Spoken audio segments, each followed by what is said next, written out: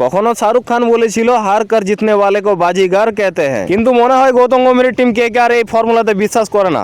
KKR বলে যারা ভয় খাইয়ে হারায়, যারা দাবিয়ে হারায়, যারা মেরে হারায়, যারা একতরফা হারায়, সেই হয় কেকেআর। হ্যাঁ, ওই কেকেআর যে 2012, 2014 আবার 2024 টানা 10 বছর পর আবার ব্যাক টু চ্যাম্পিয়ন। খুশিতে মেতে উঠেছে পুরো বাংলা, হারিয়ে যাওয়া ফিরে সম্মান পেয়েছে বাংলা। কিন্তু বন্ধুরা, এই যে প্লেয়ার, এই প্লেয়ারটি খুব বিশেষ, যে ব্যাট হাতে অনেক টিমকে করেছে শেষ, যার চর্চা দেশ বিদেশ, নাম তার ভেঙ্কটেশ। ম্যাচে ব্যান খাওয়ার পরেও যাকে কেউ করেনি মানা, যাকে আমাদের ভুল হয়েছিল একটু জানা, সেই হলো হর্ষিত রানা। যারা এতদিন আনক্যাপ করে চেঁচিয়ে বেড়াচ্ছিল, তারা এখন বলতে শুরু করেছে ইয়ং ট্যালেন্টেড সুপারস্টারের টিম। 2012 এবং 2014, তারপর এক দশক পর 2024, ক্ষুধার্ত শিশুর কাছে পূর্ণিমার চাঁদটাও যেন ঝলসানো রুটি মনে হয়। টানা 10টা বছর কেকেআর সেইভাবে সংঘর্ষ করছিল আইপিএলে আবার ট্রফি জেতার জন্য, কিন্তু সেটা হয়ে উঠছিল না। গৌতম গম্ভীর আবার 2024-এ আসার পর যে স্বপ্ন, যে আকাঙ্ক্ষা, যে আশা, যে ভালোবাসা, যে আবেগ নিয়ে কেকেআর ফ্যান্সরা অপেক্ষায় ছিল দীর্ঘদিন, আর সেই দিনটাই সফল করে দেখালো গৌতম গম্ভীরের টিম কেকেআর। শ্রেয়াস আইয়ারের টিম কেকেআর, তোমার টিম কেকেআর, আমার টিম কেকেআর, বাংলার টিম কেকেআর। আইপিএল এর শুরু থেকে যে মিচেল স্টার্ক বরাবর ট্রোল হয়ে আসছিল, সেই মিচেল স্টার্ক দেখালো সে কি জিনিস। প্লে অফস এবং ফাইনাল দুর্দান্ত পারফর্ম করে গেল। কেকেআরকে যে উপহারটা দিয়ে গেল মিচেল স্টার্ক, সেটা অনস্বীকার্য। মিচেল স্টার্ক যাকে 25 কোটি টাকা দিয়ে কেনা হয়েছিল, এই সিদ্ধান্তটা গৌতম গম্ভীরের বড় ভুল হিসাবে মানা হয়েছিল। কিন্তু গুরু গম্ভীর, সাধারণ মানুষের চিন্তা ভাবনা যেখানে শেষ হয়, গৌতম গম্ভীরের সেখান থেকে শুরু হয়। গৌতম গম্ভীর 2011 সালে 11 কোটি টাকা নিয়ে কলকাতা নাইট রাইডার্সের সঙ্গে জড়িত হয়েছিল এবং সে 2011 সালে প্লে অফসে নিয়ে গিয়েছিল কেকেআর টিমকে।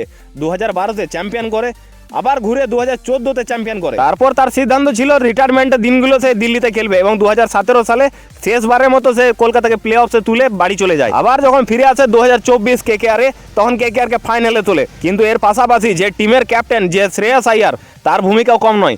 ইন্ডিয়া টিম থেকে তাকে ছেঁটে ফেলার পর শ্রেয়াস আইয়ার 2024-এ কলকাতার ক্যাপ্টেনশিপে আসে।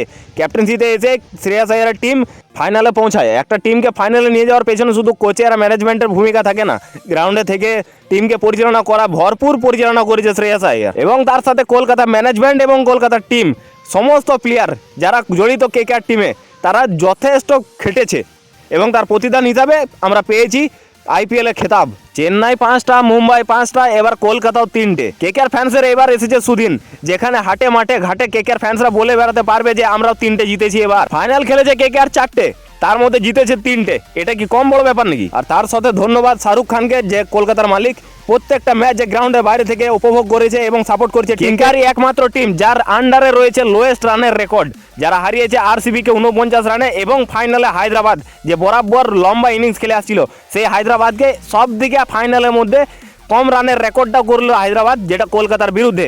আর কলকাতায় সেই ম্যাচের নায়ক।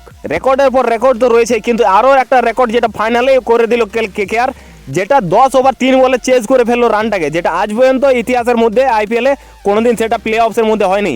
সেটা কলকাতা করে দেখালো। 57টা বল বাকি থাকতে কলকাতা ম্যাচ জিতে ফাইনাল শেষ করে ফেললো।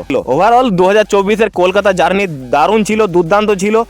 আর এটাকে আমরা যতবার মনে করব ততবারই কম পড়বে, কারণ ততবারই গায়ে কাঁটা দিয়ে উঠবে, লোম শিউর উঠবে।